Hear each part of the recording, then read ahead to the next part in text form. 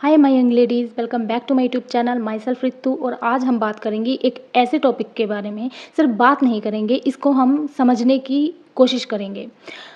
आज हम जिस टॉपिक पे बात करने वाले हैं उसे लोग अक्सर सिर्फ एक विटामिन समझते हैं, लेकिन इसका जो रोल है हमारी बॉडी में वो कई गुना ज़्यादा है। क्योंकि मैं बात कर रही हूँ विटामिन डी की। अक्सर अगर आपको पीसीएस है, पीरियड्स इरेगुलर रहते हैं, हेयर फॉल हो रहा है या हमेशा थकान महसूस होती है, तो ये वीडियो आपके लिए बहुत ज़्यादा ज़रूरी है। और आज हम सिर्फ इस पे बात नहीं करने वाले, ना कोई ज्ञान का आदान प्रदान होने वाला है। आज हम इस टॉपिक को समझने वाले हैं, क्योंकि मुझे लगता है कि हमने जो अपनी हेल्थ को सबसे ज़्यादा तब बिगाड़ा जब हमने अपनी बॉडी को समझना बंद करा है।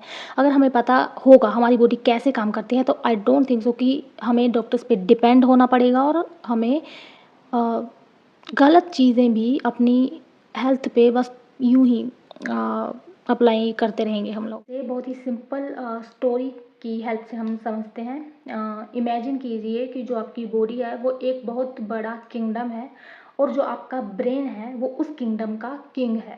आपकी ओवरीज वहाँ की प्रिंसेस हैं, आपके हॉर्मोन्स मैसेजेस ले जाने वाले मैसेंजर्स हैं, मसल वहाँ के वर्कर्स हैं, और जो आपकी बोन्स हैं उस किंगडम्स की स्ट्रोंगर वॉल्स हैं। अब सवाल यह है कि तो फिर विटामिन डी इसमें क्या करता है, विटामिन डी का इसमें क्या रोल है। वेल, विटामिन डी उस पूरे किंगडम का चीफ हेल्पर है। विटामिन डी क्या करता है, एज अ चीफ हेल्पर वो हर जगह जाकर इंस्ट्रक्शंस देता है कि किस पार्ट को क्या काम करना है। इमेजिन कीजिए, अगर चीफ हेल्पर ही गायब हो जाए तो क्या होगा, पूरा किंगडम कंफ्यूज हो जाएगा। और कुछ ऐसा ही हमारी बॉडी में होता है जब विटामिन डी कम हो जाता है, जिसे हम बोलते हैं विटामिन डी डेफिशिएंसी। तो विटामिन डी सिर्फ विटामिन नहीं है, साइंटिस्ट इसे हॉर्मोन्स लाइक विटामिन कहते हैं, क्योंकि बॉडी में एंटर करने के बाद ये हार्मोन की तरह काम करता है और सेल्स को इंस्ट्रक्शन देता है।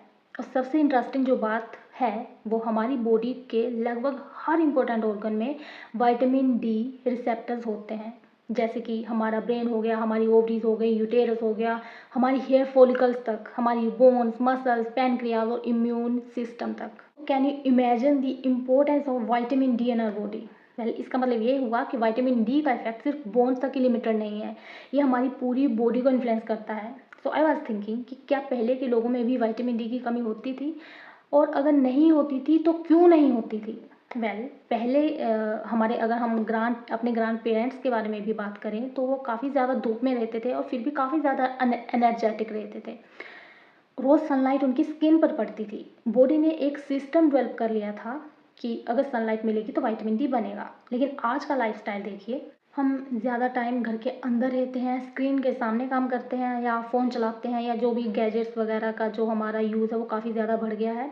और स्किन, अगर हम बाहर भी निकले तो हमारी स्किन जो है पूरी तरह कवर रहती है, और अगर कवर नहीं होगी तो हम सनस्क्रीन लगा के निकलेंगे। सो रिज़ल्ट इसका है, विटामिन डी डेफिशिएंसी जो है दुनिया भर में बहुत कॉमन हो चुकी है।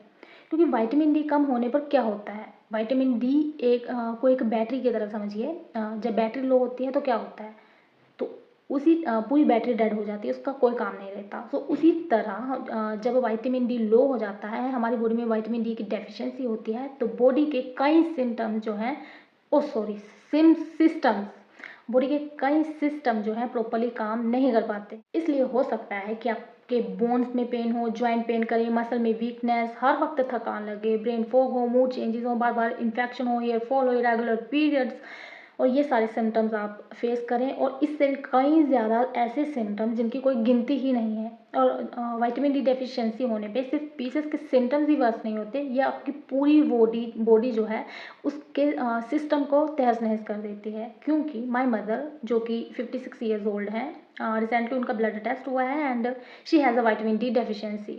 तो उनका जो सिम्टम था, ऑलरेडी उसको देख के ही समझ में आ रहा था कि she has a vitamin D deficiency.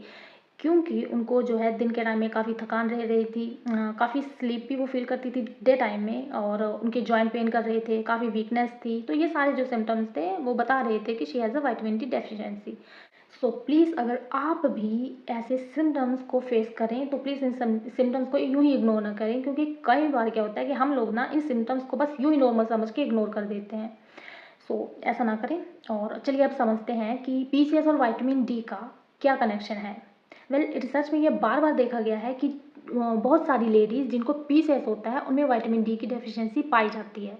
क्योंकि in my case I had a vitamin D and vitamin B 12 deficiency, जो कि जिसके लिए मुझे भी सप्लीमेंट्स दिए गए थे, लेकिन इन माय केस आई थिंक ये ज़्यादा वर्क नहीं करे, क्योंकि आई थिंक मेरी जो डाइट थी, मेरा लाइफस्टाइल था, वो काफ़ी बुरा था।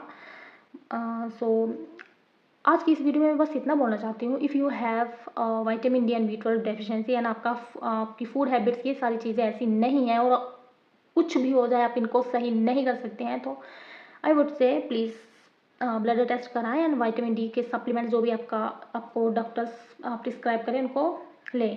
क्योंकि सप्लीमेंट क्या है? सप्लीमेंट वही है जो आपकी बॉडी अपनी डाइट में उन इन चीज़ों में नहीं ले पा रही है, तो आपको बाहरी तौर पे ये एज अ सप्लीमेंट दिए जाते हैं।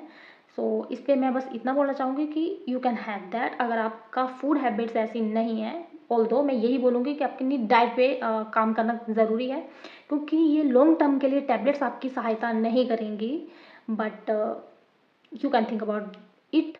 सो अगर आपकी बॉडी में विटामिन डी की कमी है, तो इसका मतलब ये नहीं है कि पीसीओएस जो है विटामिन डी की कमी की वजह से है, क्योंकि इसमें अदर फैक्टर भी इन्वॉल्व हैं। लेकिन इन दोनों में, विटामिन डी एंड पीसीओएस में, एक कनेक्शन देखा गया है। So let's understand PCOS in simple words. सोचिए आपकी बॉडी में एक शुगर की फैक्ट्री है, और जब भी आप राइस, ब्रेड, बिस्किट, स्वीट्स या शुगरी फूड्स को खाती हैं, तो वो शुगर जो है वो आपके ब्लड में एंटर करती है। अब इंसुलिन नाम का जो हार्मोन आता है, और इंसुलिन को आप एक डिलीवरी ट्रक की तरह समझ सकती हैं। उसका काम है ब्लड से शुगर को सेल्स तक पहुंचाना। जब आप ये सारी चीज़ें कंज्यूम करती हैं, तो प्रॉब्लम ये आती है कि जो सेल्स हैं इंसुलिन की बात ढंग से नहीं सुनते, और इसी कंडीशन को कहते हैं इंसुलिन रेजिस्टेंस। अब इंसुलिन को अपनी बात मनवाने के लिए और ज़्यादा मेहनत करनी पड़ती है, और आपकी जो बॉडी है और ज़्यादा इंसुलिन बनाने लगती है, और यहीं से एक्चुअल प्रॉब्लम शुरू होती है। तो चलिए अब बात करते हैं, जब हमारी बॉडी में इंसुलिन की मात्रा बढ़ती है, मीन्स हाई इंसुलिन जो है वो ओवरीज को क्या सिग्नल देता है? जब इंसुलिन बहुत ज़्यादा हो जाता है, तो ओवरीज भी उसका जो इफ़ेक्ट है वो फील करती हैं। फिर आपकी जो ओवरीज हैं वो और ज़्यादा मेल हार्मोन्स बनाना शुरू कर सकती हैं, जैसे टेस्टोस्टेरोन, एंड्रोजन, और फिर वही सिम्टम्स जो है नजर आने लगते हैं, जैसे irregular period, hair thinning, facial hair, acne, weight gain. ये सारे सिम्टम्स जो हैं वो आपको घेर लेते हैं। अब आप सोचेंगे कि इतना सारा, ये खाने डाइट की बात हो रही है, तो इसमें विटामिन डी इसमें क्या हेल्प करता है? विटामिन डी क्या है इसमें? जो सेल्स इंसुलिन की बात सही तरीके से नहीं सुन रहे थे, अब जो विटामिन डी है वो सेल्स को इंसुलिन की बात बेटर तरीके से सुनने में हेल्प करता है। सोचिए एक पुराना रस्टी लॉक है, अब उसको सही करने के लिए हम क्या करते हैं? मिट्टी का तेल आई थिंक पहले हम यूज़ करते थे, जंग लगी चीज़ों को, लोहे की जो चीज़ें होती थी उनको जंग। तो विटामिन डी है, वही काम विटामिन डी करता है, वही मिट्टी के तेल की तरह उसको लॉक को सही करने का काम करता है। सो अब जो डोर है वो आसानी से खुलने लगता है। इसी तरह सेल्स जो है इंसुलिन को बेटर रिस्पॉन्स देने लगते हैं। हवा में बातें नहीं कर रही, क्योंकि रिसर्च ये बात करती है कि जो विटामिन डी है वो इंसुलिन सेंसिटिविटी को इम्प्रूव करने में हेल्प करता है, और जो हार्मोनल इम्बैलेंस है उसको सही करने में, उसको बैलेंस करने में हमारी हेल्प करता है, ओवुलेशन को भी सपोर्ट करता है, और कई सारी लेडीज़ में जो मेंस्ट्रुएशनल जो इरेगुलरिटी है उसको भी इम्प्रूव करता है। लेकिन याद रखिए, विटामिन डी पीसीएस का क्योर नहीं है, ये सिर्फ एक पजल का एक इम्पोर्टेंट पीस है। चलिए अब बात करते हैं विटामिन डी और आपके जो पीरियड्स हैं उसका क्या कनेक्शन है। आपकी जो ओवरीज में विटामिन डी रिसेप्टर होते हैं, मतलब ओवरीज लिटरली विटामिन डी की बात सुनती हैं, क्योंकि विटामिन डी सपोर्ट करता है आपकी जो फॉलिकल डेवलपमेंट में, एग मैचुरेशन में एंड ओवुलेशन में। क्योंकि विटामिन डी डेफिशिएंसी होने पे आपके ब्रेन, ओवरीज और यूटेरस के बीच की जो कम्युनिकेशन है वो उतनी स्मूथ नहीं रहती, और आपके जो पीरियड हैं वो क्या हो जाते हैं? इरेगुलर हो जाते हैं। तो सवाल आता है कि क्या विटामिन डी ठीक हो जाए? ठीक करने पे अगर विटामिन डी डेफिशिएंसी को हम सही कर लें, तो क्या पीरियड्स जल्दी आ सकते हैं? कई वीमेन्स में ये नोटिस किया गया है कि डेफिशिएंसी करेक्ट करने के बाद जो है साइकिल में चेंजेस आते हैं। In my case vitamin D and B 12 जो है मेरे आई थिंक कि जो मेरी इरेगुलर पीरियड्स की जो समस्या थी और उसी का जो रीज़न हेयर फॉल था, उसको सही करने में काफ़ी हेल्प मिली है मुझे, क्योंकि विटामिन डी और विटामिन बी 12 जैसे मेरी बॉडी में उसकी डेफिशिएंसी नहीं हो रही है, तब से मेरे पीरियड्स भी रेगुलर हैं। बट मैं कोई सप्लीमेंट नहीं ले रही हूँ इसके लिए। I am just focusing on my diet and the sunlight.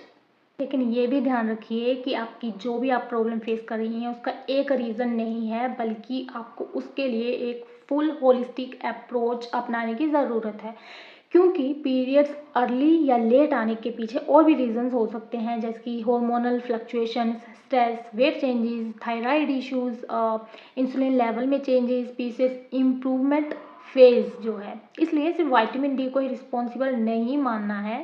अब बात आती है कि डॉक्टर्स हमें विटामिन डी और बी 12 सप्लीमेंट्स क्यों देते हैं। वेल, इट इज़ ऑब्वियस कि विटामिन डी और बी 12 डेफिशिएंसी होने पे हमें इसके सप्लीमेंट्स दिए जाते हैं। एक चीज़ मुझे नहीं पता कि why they do not promote sunlight और हेल्दी डाइट। आई थिंक वो ऐसा नहीं है कि वो नहीं बोलते हैं, वो बोलते भी हैं, बट एक रीज़न ये भी है कि हम उसके लिए उनके पास नहीं जाते हैं, इसलिए वो हमें सप्लीमेंट्स देते हैं।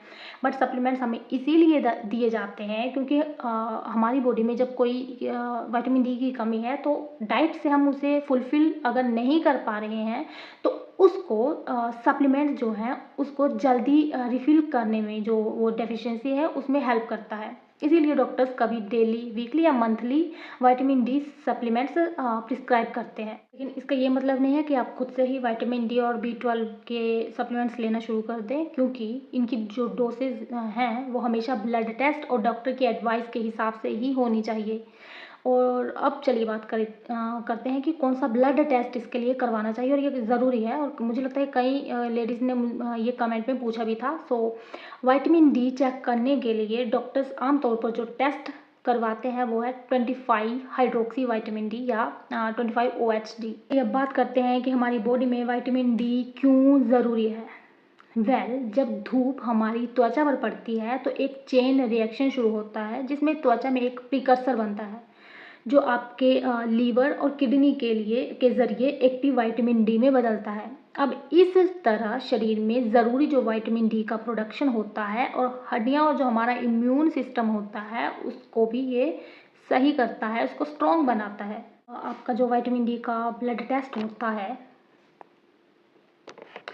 और जब विटामिन डी आपकी बॉडी में 25 mg/ml से कम होता है तो उसे डेफिशिएंट माना जाता है, वो विटामिन डी की डेफिशिएंसी की श्रेणी में आता है। जब 20 to 29 mg/ml होता है तो उसे इनसफिशिएंट माना जाता है, और 30 ml से या उससे ज़्यादा होने पे उसे सफिशिएंट माना जाता है। तो इस तरीके से आप समझ सकते हैं कि आपकी बॉडी में विटामिन डी डेफिशिएंसी है या इनसफिशिएंट है या सफिशिएंट है या जो भी है। एक बात हमेशा याद रखिए कि नेचर ने हमारी बॉडी को सनलाइट के साथ काम करने के लिए ही डिज़ाइन किया है। अब बात करते हैं कि अगर आप वेजिटेरियन हैं तो वेजिटेरियन के लिए, जैसे बी 12 में भी ये बोला जाता है कि अगर आप नॉन वेजिटेरियन हैं तो बी 12 की जो डेफिशिएंसी है वो कम होगी, और जो वेजिटेरियन है उन्हीं में बी 12 डेफिशिएंसी पाई जाती है ज़्यादातर, क्योंकि वे चिकन नहीं खाते। बट ये सही नहीं है, हमारी डाइट ऐसी नहीं है, हमें उन चीज़ों का नॉलेज नहीं है, इसीलिए हम वेजिटेरियन लोगों में विटामिन बी 12 और भी विटामिन डी ये सारी डेफिशिएंसी हैं। तो वेजिटेरियंस के लिए सोर्सेज की हम बात करें तो अगर आप वेजिटेरियन हैं तो, जैसे कि मैं भी वेजिटेरियन हूँ, तो हमारे लिए ऑप्शंस जो हैं काफ़ी ज़्यादा ऑप्शंस हैं, जैसे कि मिल्क हो गया, कर्ड हो गया, पनीर हो गया, फोर्टिफाइड मिल्क हो गया, फोर्टिफाइड सीरियल्स हो गई, सनलाइट एक्सपोज्ड मशरूम हो गए, सनलाइट हो गई, और इससे फ्री कुछ भी नहीं है, फोकट का है sunlight. So regular sunlight exposure जो है वो सोने पे सुहागा है, फ्री है, ठीक। इसके लिए हमें कहीं पे भी नहीं करना है। तो इससे आसान मुझे नहीं लगता कि किसी भी डेफिशिएंसी, मुझे लगता है अगर सनलाइट फ्री में है और इस डेफिशिएंसी को हम सही कर सकते हैं तो मुझे नहीं लगता कि ये जानने के बाद भी हमारे अंदर एटलीस्ट विटामिन डी डेफिशिएंसी होनी चाहिए। वेल, अगर आपको पीसीएस है, हेयर थिनिंग है, फैटीग रहता है, विटामिन डी डेफिशिएंसी रह चुकी है, तो विटामिन डी को हेल्दी रेंज में रखना ज़रूरी है। लेकिन सिर्फ विटामिन डी पे ही फोकस करना इनफ नहीं है, जैसे कि मैं पहले भी बोल चुकी हूँ, क्योंकि ये जो है उसका मेजर कोज नहीं है, लेकिन उसका एक पार्ट है उसका। तो पीसीएस को मैनेज करने के लिए जो सबसे बड़े पिलर्स हैं वो है आपकी जो ब्लड शुगर है उसका स्टेबल होना, आपका इंसुलिन कंट्रोल में होना चाहिए, आपकी जो स्लीप है वो उसकी क्वालिटी वाली स्लीप लें और रेगुलर एक्सरसाइजेस करें। उसके लिए आप स्ट्रेंथ ट्रेनिंग वाली एक्सरसाइजेस कर सकते हैं, प्रोटीन लें भरपूर, स्ट्रेस को मैनेज करें और न्यूट्रिएंट डेफिशिएंसी को भी सही करें। और इन एंड अगर ये डेफिशिएंसीज आपकी खाने से या आपका लाइफस्टाइल ऐसा नहीं है या आपके पास इतना टाइम नहीं है या आप शॉर्ट रास्ता अपनाना चाहते हैं तो सप्लीमेंट्स लें, लेकिन इसको सीरियसली लें क्योंकि विटामिन डी डायरेक्टर है और जब डायरेक्टर ही एब्सेंट होगा तो पूरी टीम कंफ्यूज हो जाएगी। इसलिए विटामिन डी उन न्यूट्रिएंट्स में से एक है जिसे इग्नोर नहीं करना चाहिए, स्पेशली अगर आप PCOS, hair fall, fatigue, irregular periods इन सारे सिम्टम्स से स्ट्रगल कर रही हैं। तो इस वीडियो में इतना ही। ये वीडियो मैंने बहुत डिटेल में बहुत सिंपल तरीके से बनाई है। एक्चुअल में मैंने ये वीडियो बनाने से पहले इन चीज़ों को खुद से समझा है आसान तरीके से, तब मैं आपको ये समझा रही हूँ, समझा पा रही हूँ, समझाना चाह रही हूँ। और अगर आपको ये वीडियो हेल्पफुल लगी है तो प्लीज़ लाइक करें, शेयर करें, सब्सक्राइब करें और कमेंट्स करके ये ज़रूर बताइए कि विटामिन डी आपने लास्ट कब चेक किया था और क्या आप में भी विटामिन डी डेफिशिएंसी है। और वन मोर क्वेश्चन, क्या आपको भी हेयर फॉल और फैटीग की प्रॉब्लम है या कौन से सिम्टम जो हैं आपको आप फेस कर रही हैं करंटली।